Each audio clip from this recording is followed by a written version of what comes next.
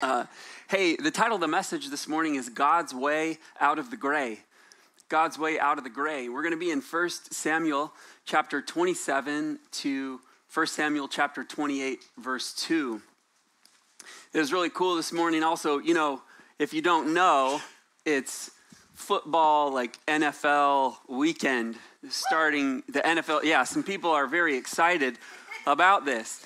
And let me just say something to all of you football fans in here. When you look down at your phone today, there's a Bible app, there's a Calvary Chapel app that you can download, and then there are some other apps. And let me just help you with that with that temptation this morning. Just 1, 2, 3, eyes on me, or the Bible app, or the Bible, or the Calvary Chapel app. Anyway, we see all the jerseys, right? People wearing jerseys. There's more Steelers jerseys up in here over the last few weeks. So, and then we got people, Seahawks clothes, all that. Maybe you're like, whatever, I'm going to go home and eat lunch. And that's cool too. But here's the interesting thing about all of these football jerseys that you see today. Because as the season goes on, depending on how well or not so well a team is doing, you may begin to see less of a certain team's jersey. Those are called fair weather fans. And these fair weather fans are the people who, when the sun is shining, like right now, season hasn't started. So hope springs eternal, like anything can happen. Yeah, like we're all good. But as the weather turns, toward the fall, the rain comes, some teams experience a few more clouds than others. And so people will stop wearing that jersey to church. The conversations will shift, like, no, I'm just here at church to talk about the Lord. Just keep it on the Lord, okay? They have no temptation to look down at their phone at scores or anything of the sort. That's called a fair weather fan. I had a friend in college who was a fair weather fan, and no matter what it was, no matter what team he was into, he would start out, he'd buy the jerseys, the hats, and it happened just about 70% of the time where we'd be watching a game, he'd be all about that team, and something would shift, and there was this line that he said. All of a sudden, he would go, and we knew what it meant when he said this. He'd go, I don't know, man. And then he'd start talking about, something positive about this team, negative, and then you'd see him take off the jersey, that would be the start of it. The conversation would change. And then he might buy a hat. It's just a cool hat, it's just a cool hat. I just like the hat. See, it's not even the colors of the team, but the logo's on there. He's wearing the hat. And I would say that he was definitely into, for our purposes this morning, the gray. We didn't know kind of which side he was on, who he was rooting for. And we're talking about God's way out of the gray and how we can become not only fair weather fans of teams, but fair weather followers of our Lord. That word gray is this, the gray. When someone goes into the gray, it's the indeterminate territory, an undefined position. They're neither here nor there. Where are they? I don't know, man. They're neither here nor are they there. And we want to talk about that because it's one thing when it comes to your sports team. It's another thing when it comes to your life spiritually. And we're going to follow along in David's story as we have been. And in David's story, I think if we took this chapter 27 of 1 Samuel alone, you might look at David's life and say, I don't know, man. Where are you at, David? David's been going through it. We've been following his story on the run for his life for over a decade. And we're nearing the end of this run from the Lord. And he's had highs and he's had lows and he's had ups and he's had downs. He's had times where his life was threatened and Saul's throwing spears at him. This army is in an all-out search for him. And then he's had other times where he could have taken Saul's life, but he didn't. And you're going, wow, what a man of grace. What a man of character. And in the chapter just before this, in chapter 26 of 1 Samuel, David again had the opportunity to take Saul's life, but he spared it. But now in chapter 27, he's in despair. He's in despair, and what he ends up doing as he continues to run is he goes into enemy territory. He goes into the gray. You could say he goes gray. And rather than leaning upon and looking to the Lord, he looks inwardly. How do I feel about this? And begins to respond according to his feelings. And through his steps, we are given insights and understanding into God's way out of the gray in our own lives. In those times where it's tough, or we're in despair, or we're having great question about direction in our life. And so I want to encourage you through his story this morning. If you would, please read with me in 1 Samuel 27, verses 1-5, and we'll start there. Then David said to himself, "Now I will perish one day by the hand of Saul. There's nothing better for me than to safely escape into the land of the Philistines. Then Saul will despair of searching for me anymore in all the territory of Israel, and I will escape from his hand." So David set out and went over, and he and 600 men who were with him, to Achish, the son of Maoch, the king of Gath. And David lived with Achish in Gath, and he and his men, each with his own household. David with his wives, Ahinoam the Jezreelitess, and Abigail the Carmelitess, Nabal's widow. Now it was reported to Saul that David had fled to Gath, so he no longer searched for him. Then David said to Achish, "If I have now found favor in your sight, have them give me a place in one of the cities in the country, so I may live there. For why should your servant live in the royal city with you?" The chapter begins. It's evident that David is in despair. You could say that the sun that was once shining in his life has now been replaced by gray skies and distress. Feeling like there's no way out of his situation, there's no way to get beyond the situation. And in response, he turns inward. And the conclusion that he comes to is that there's no hope. Saul is going to destroy him. He's going to be taken out. And the steps that he makes in response to this are not good steps. They're not good steps, make no mistake about it. David goes David's way rather than God's way. And this is an important lesson for us. There are many conclusions we can come to, places we can direct ourselves to when skies go from blue to gray. But when we turn inward rather than upward, we often go in a direction other than the direction God would lead us in. Here's the first principle that I want to draw out from this text for us this morning, and that is seek God, not self. God's way out of the gray is to seek God, not self. We see it here. Catch this. David said to himself. He said to himself, "I will perish one day by the hand of Saul. There's nothing better for me than to go to the land of the Philistines. Then Saul will despair of searching for me in all the territory, and I will escape from his hand." In distress, David is noted as speaking to himself. In the New Living Translation, he thought to himself.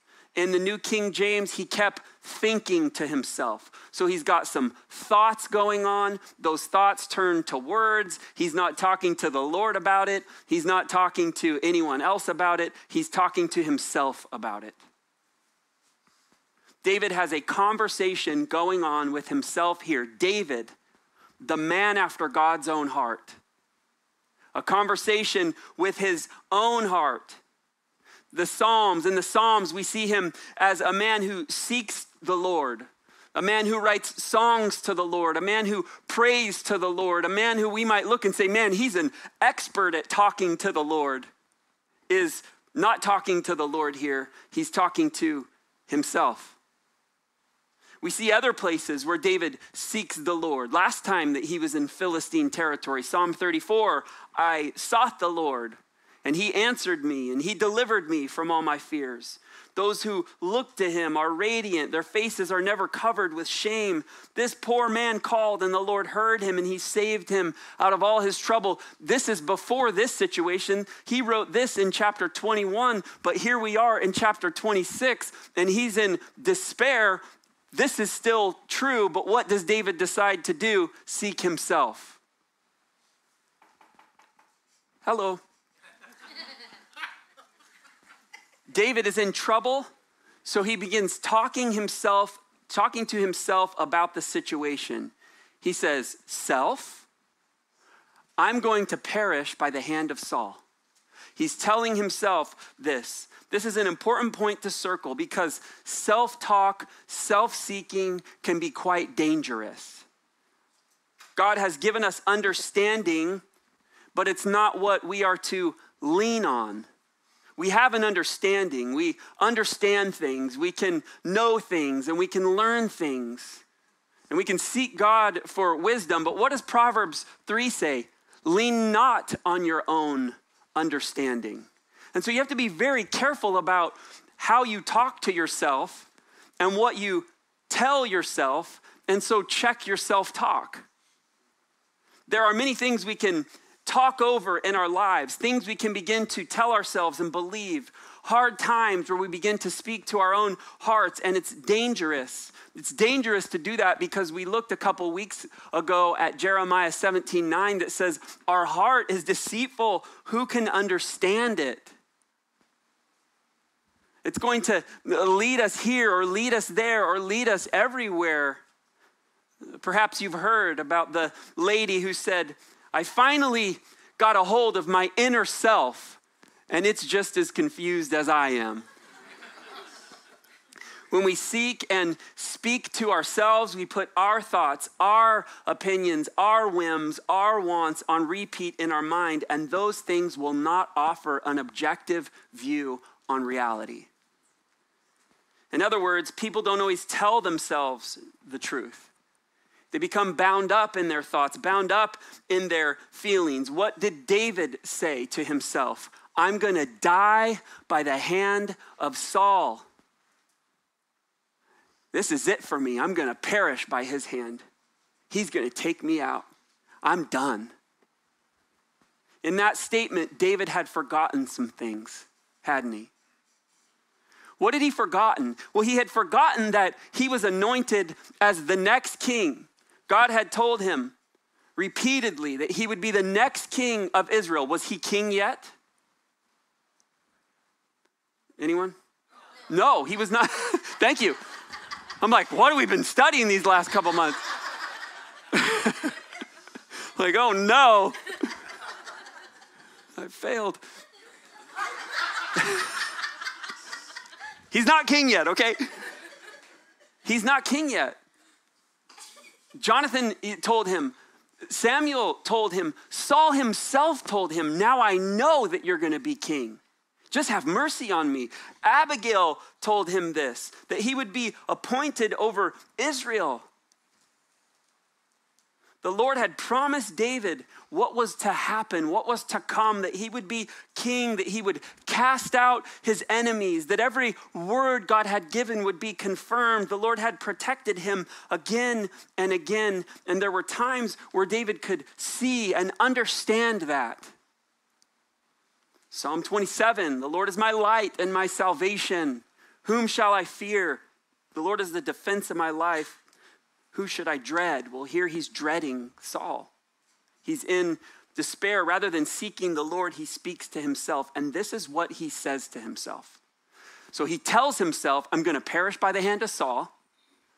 And because I'm going to perish by the hand of Saul, here's what he says. Then there's nothing better for me. Nothing better for me than to safely escape to the land of the Philistines. Then Saul will despair of searching for me anymore in the territory of Israel, and I will escape from his hand.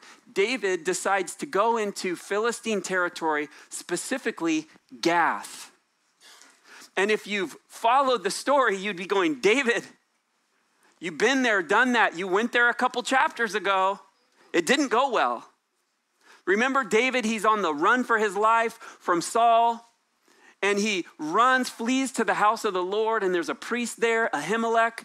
And Ahimelech, he asks for some bread. He gets some bread. Then he sees one of Saul's servants. He sees one of Saul's servants. And he becomes a little bit terrified by this. And he goes, hey, do you have any weapons? And then he's like, yes, we have Goliath's sword that you brought here. So he gives him Goliath's sword. And where does David go? He goes straight to Gath, Goliath's hometown. We remember this. He shows up to Gath, Goliath's hometown, with Goliath's sword in hand, thinking he's going to find safety there. But what do we find? There's a big target on him. He gets seized. And what happens? It's enemy territory. He goes into enemy territory. What happens? He starts acting like a crazy person. He starts drooling down, like he's feigning madness. He starts scribbling all over the doors like, I'm crazy. And they believed it. And what did Achish say at that time? Do I lack crazy people? I do not need another crazy person. He's crazy. Get him out of here. And so he goes, and then he writes Psalm 34, like, I sought the Lord. Well, okay. Anyway, he says, there's nothing better for me than to do this thing. But upon arrival, he's immediately recognized there. He already did this, immediately recognized there. And in despair, that place where he went crazy in enemy territory, not a good place, still a target on his back, he goes, there's nothing better for me than to go crazy again. Now, he doesn't go crazy again. We're going to see this. Well, he doesn't go crazy in that way again. But he goes back to that same place. He goes back into enemy territory. And when we get all bound up and worried about our circumstances, we too run to things that we ought not. We tell ourselves, oh, this is what's going to happen. Look around. There's nothing better for me than to just go over to the other side. Just give into it. David was so worried about Saul that he sought safety in enemy territory. But we ought not do that. Let us be those who seek God, not self, because you can tell yourself all kinds of things. But what we need to do is seek the Lord. Take our subjective feelings and go to the Lord to get objective truth. In other words, I feel this way, but I don't see it written. Then it's not the way. Or I feel this way and it's written. Oh, then I'm going to go that way. You just take it. You take every thought captive to Jesus Christ. And okay, I have this thought. Jesus, what do you have to say on the subject? No? Okay, then I'm not going to go. Yes? Okay, then that's the pathway for the blessed. And we can believe all kinds of things, but we need to know what God says on the subject. On every subject. We were playing kickball out in our cul-de-sac a couple of months ago with our neighbors. There's some neighbor kids, and we were playing kickball out there. And one of the neighbor kids, he's like a 10 or 11-year-old. He couldn't catch the ball. Every time he kicked, he was getting out, and you could just see like he was getting frustrated.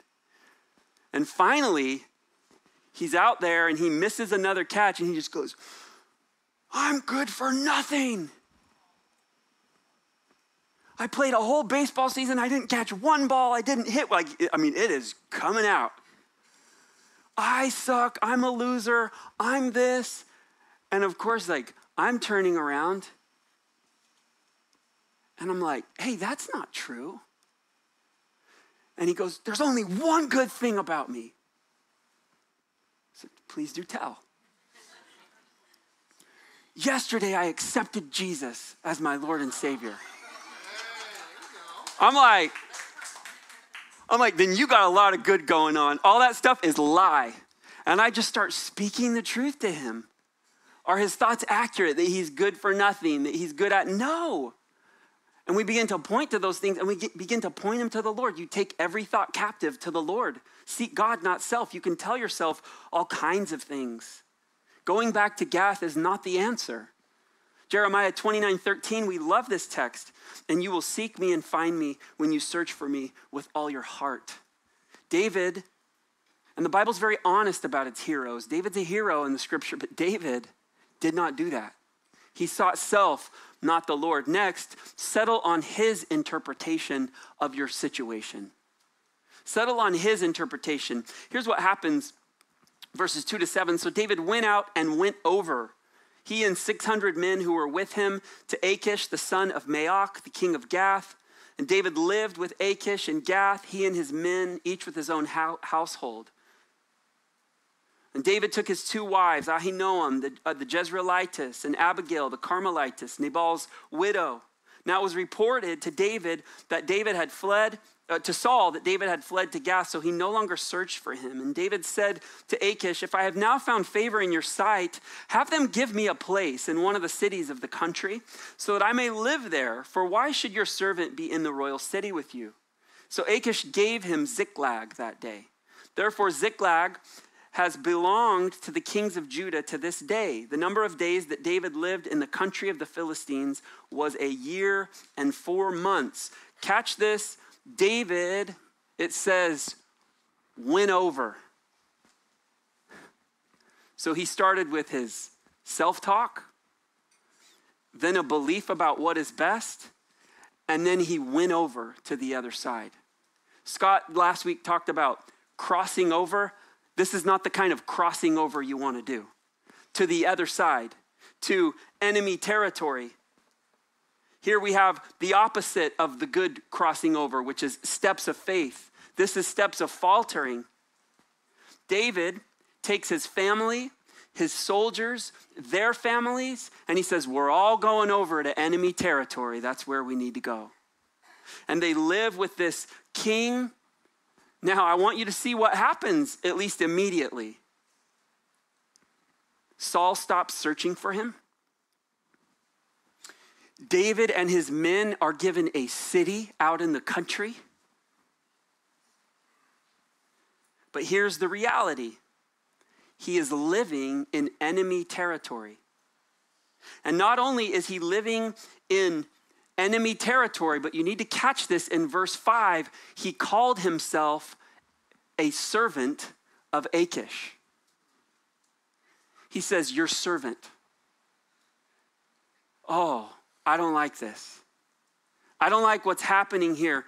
And I think it's important for us to circle because sometimes people might look at his situation and go, look, he's been on the run for his life from Saul. Like now Saul gave up search. Like, man, he's got a 5,000 acres or however many acres. It probably wasn't that much, but he's got a lot of acreage out in he's got a house out in the country.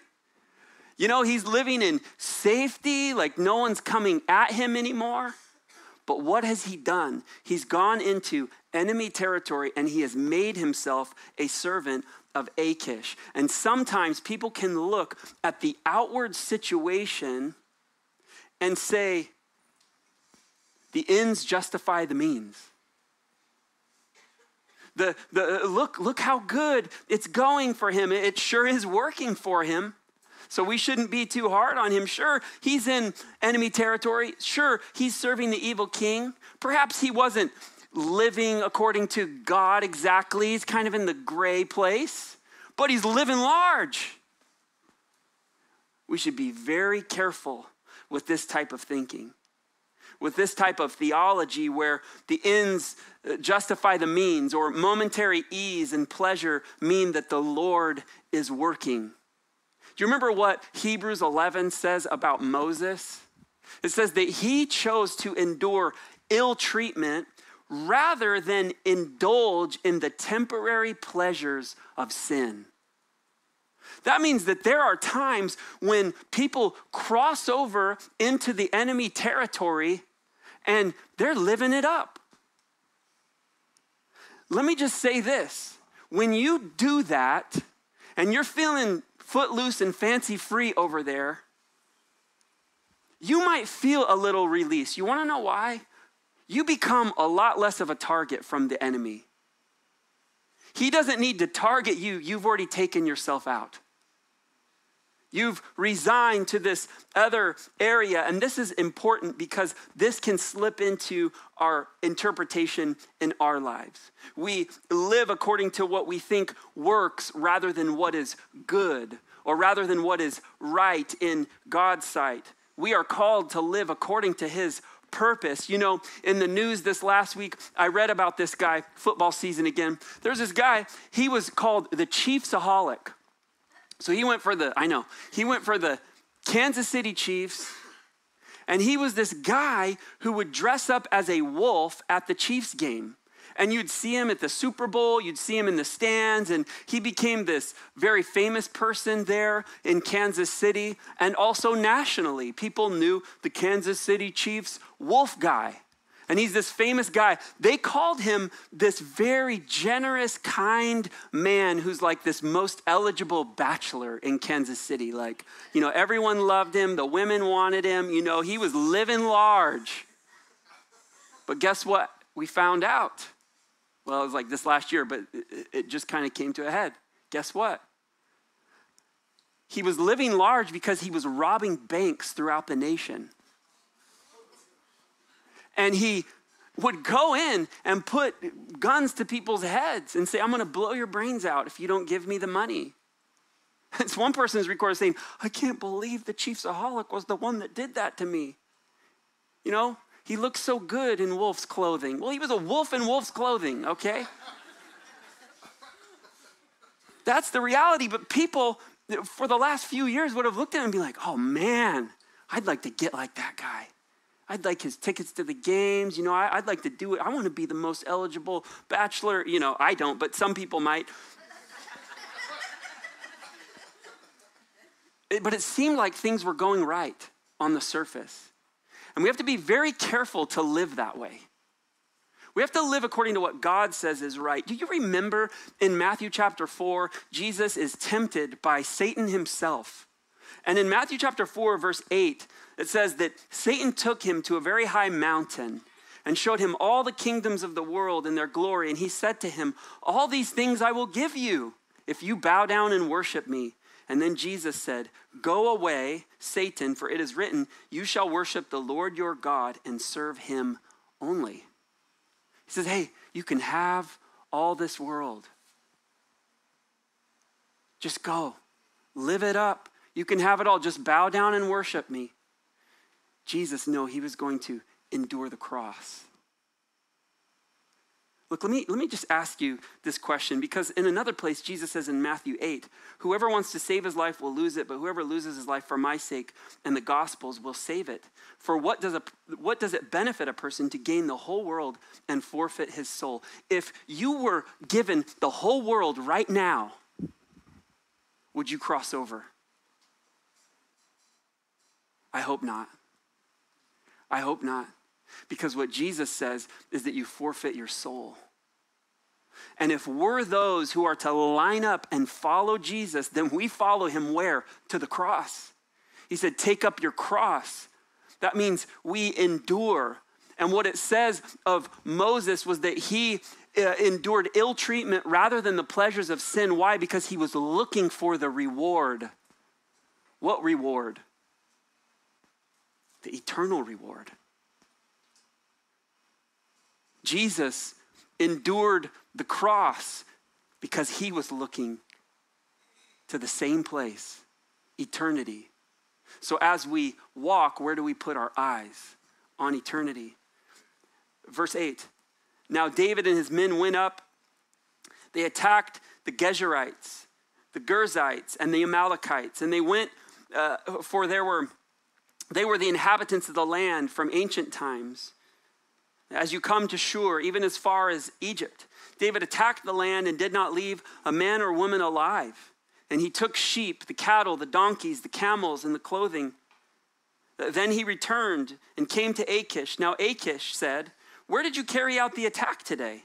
And David said, against Negev of Judah, against the Negev of the Jerahmeelites, against the Negev of the Kenites. And David did not leave a man or woman alive to bring to Gath, saying, otherwise they would tell about us, saying, this is what David has done, and this has been his practice all the time he has lived in the country of the Philistines. So Achish believed David, saying, he has undoubtedly made himself repulsive amongst his people, Israel. You might read that, and you might say, there's something going on. You know, you got the Jerahmeelites, the Kenites, the termites, the websites. I know, that was bad. Anyway, there's something going on here. Here's what's happening. David is going out into the land and he's attacking common enemies between the Philistines and the Israelites. So he's taking care of these common enemies. These were people who would be enemies of his people, but also the Philistines. I know I said that 3 times, but it's okay. But when he comes back to Achish, Achish says, who were you going out against? He says, I'm attacking Israelites. I've been taking them out. I've been going against Judah. I've been going against my own people. So he's taken the jersey off and he's put on that hat. It's not the new team colors, but he's got the hat on, right? He's like, yeah, I was taking them out. So he's lying. Here he is, he's lying. And it does not seem that he was lying because he was ashamed of what he has done. Rather, I believe that now he's in enemy territory and he's lying in order to gain more favor with the leadership on that side. And Achish believed him. He was convincing. He wasn't talking like, Peter, when Peter starts swearing and the people listen to him and they go, you sound like a Christian swearing. No, he's talking the talk and they're going, we got him now. We got him now. And we need to be very careful about this as well, going to the other side and then being like, oh yeah, I'm just like you. I'm just like, I'm cool like that. Yeah, I go to church on Sunday, but I don't really bring Sunday into my other days. David is lying and he's trying to gain favor with the enemy. Verse 12, so Achish believed, and he says he has undoubtedly made himself, catch this, repulsive amongst his people, Israel. Therefore, he will become my servant forever. That word, repulsive amongst his people, is obnoxious, detestable, an utter stench. That is what he says King David is amongst his people. You are an utter stench amongst your people. Now, this was not entirely true, but it's what Achish believed. David will be put in place. The story's not over for David, but it was the conclusion that Achish had come to and something that David was completely comfortable with in the circumstance. Like, yeah, I want you to think that. I want you to think that I've crossed over. I want you to think that I've switched teams. And Achish says another thing. He will be my servant forever. He's mine now. 28 verse 1, now it came about in those days that the Philistines gathered their armed camps for war to fight against Israel. And Achish said to David, know for certain that you will go out with me in the camp, you and your men. And David said to Achish, very well, you will learn what your servant can do. So Achish said to David, then I will assuredly make you my bodyguard for life. Okay, what's happening now? What's happening now is the Philistines, there's no more pretending, the Philistines are going to take out the Israelites. God's people. The people that David's supposed to be king of. And here's what he says to him. Know for certain you're coming with me. You're going to go against them. And what does David say? Very well. You're going to see what I can do. Wow. He's ready to go against his people. Here again, he calls himself his servant. And this is a dangerous, dangerous place for David. And it's a dangerous, dangerous place for us.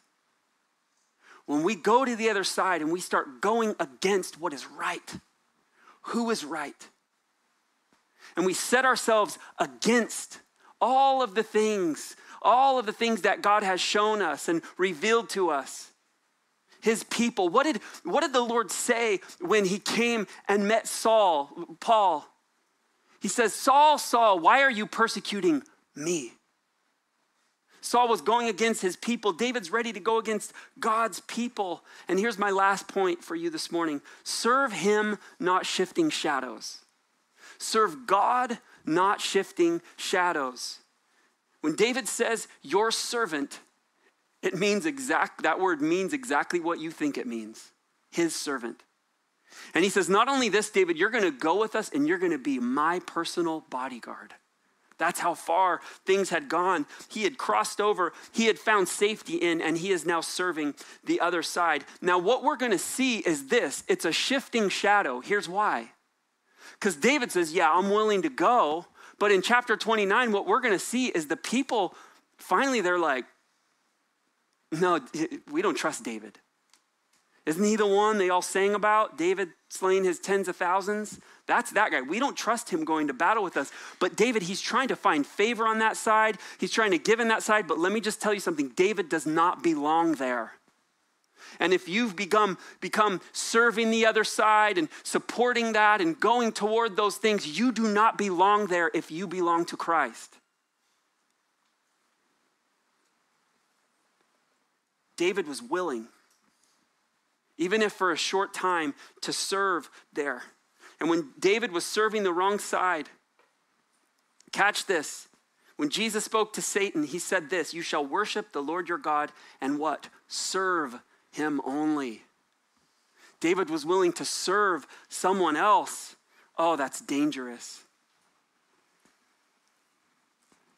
As we close, I want to tell you about something, this kind of gray area situation that happened or could have happened when I was in college. In between my junior and senior year, I had taken an internship with the Portland Business Alliance in downtown Portland, and it was really cool. I got to be on the marketing team for like vacant retail. And after about 3 weeks, the person who had hired me, who was the VP of retail marketing, ends up taking another job.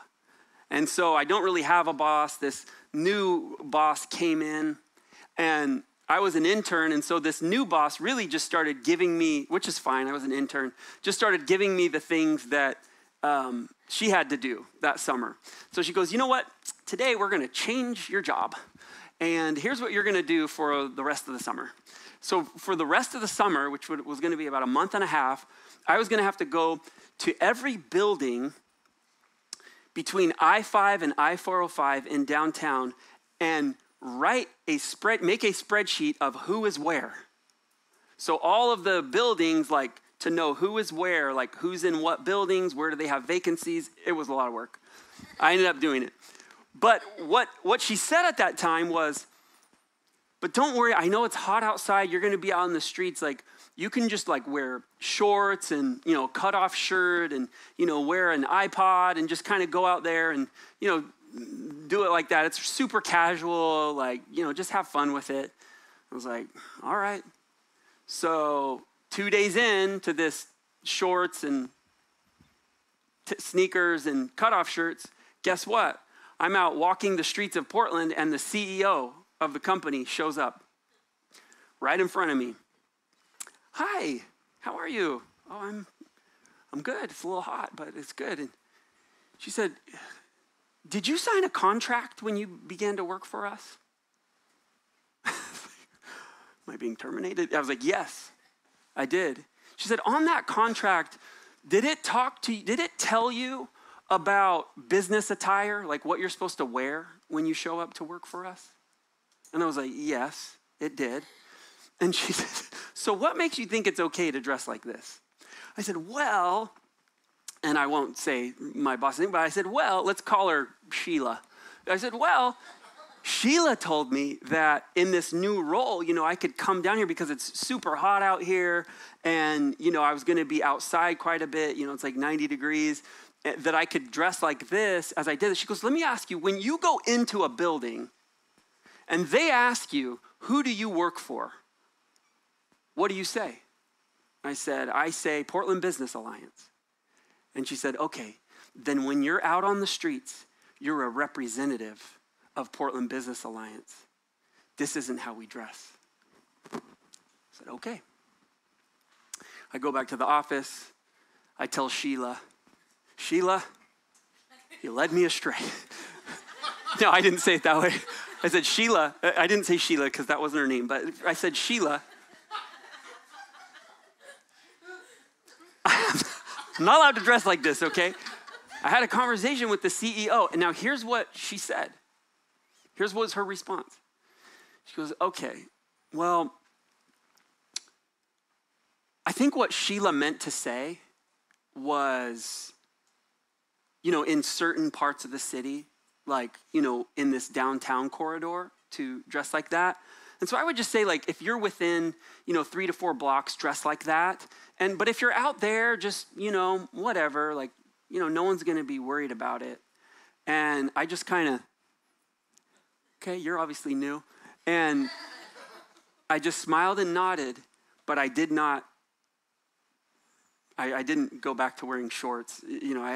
Why? Because the CEO had told me. Now, guess what? About 3 weeks later, I was probably 8 blocks from what Sheila called a safe zone. And guess who I ran into again? The CEO. And I'm walking down the street and I'm in full business attire, like 90 degrees outside, and I'm huffing and I'm puffing and there's sweat dripping down my shirt and it's not all good, but this CEO sees me and looks at me and, well done.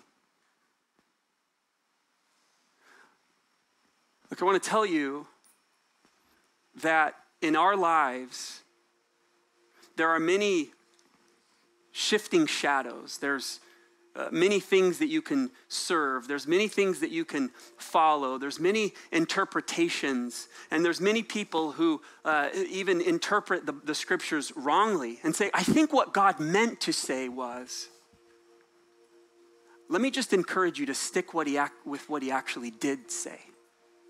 And I believe that when we stand before him face to face, even if we're huffing and puffing and we have to surrender things and we have to walk through the highs and the lows and the peaks and the valleys, that someday we're going to stand before the Lord Jesus Christ, and you will want and I will want to hear from our Lord Jesus Christ, well done. Well done.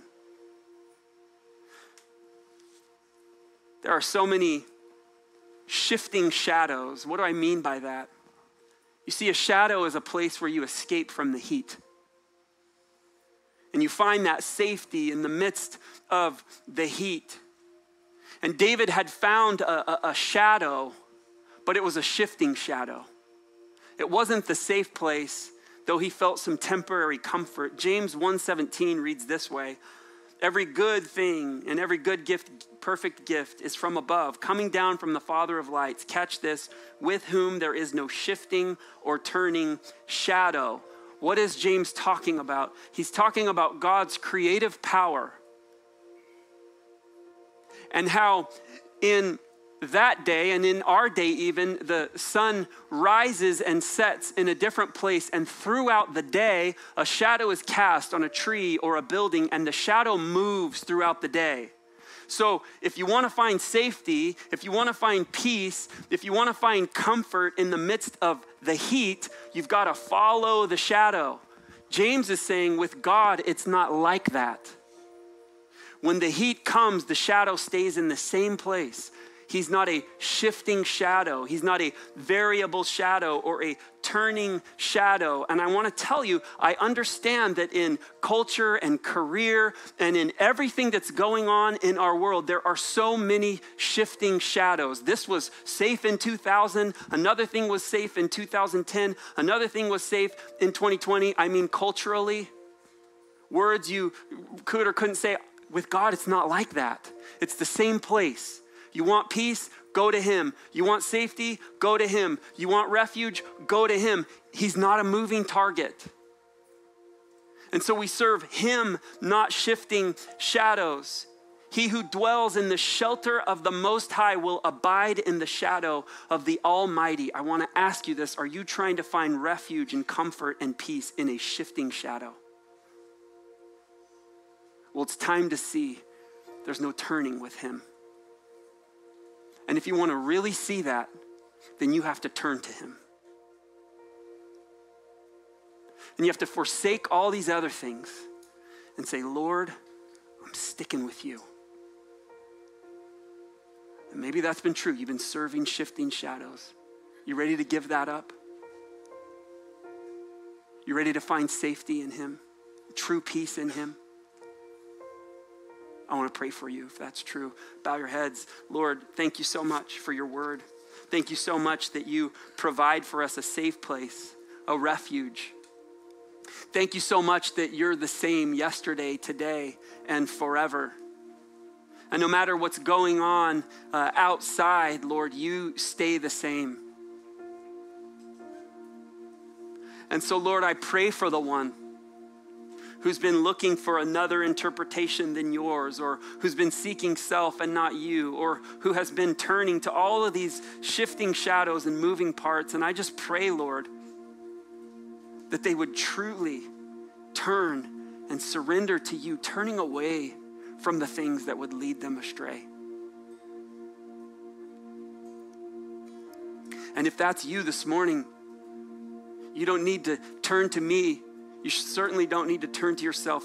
Turn to the Lord and say, Lord, that's where I want to be. And if you're saying that in your heart, truly and sincerely, then I believe there's a space for you in that shade, in that comfort, in that peace, in that place that he would prepare for you. Still waters. Lord, your word says that you're the Prince of Peace, so I pray that you'd bring true peace to your people this morning. And if you would surrender to him, you would just say to the Lord now, Lord, I surrender. I turn to you. You're the one I want out of the gray, and I know you're the way out. We ask this in the mighty name of Jesus. All God's people.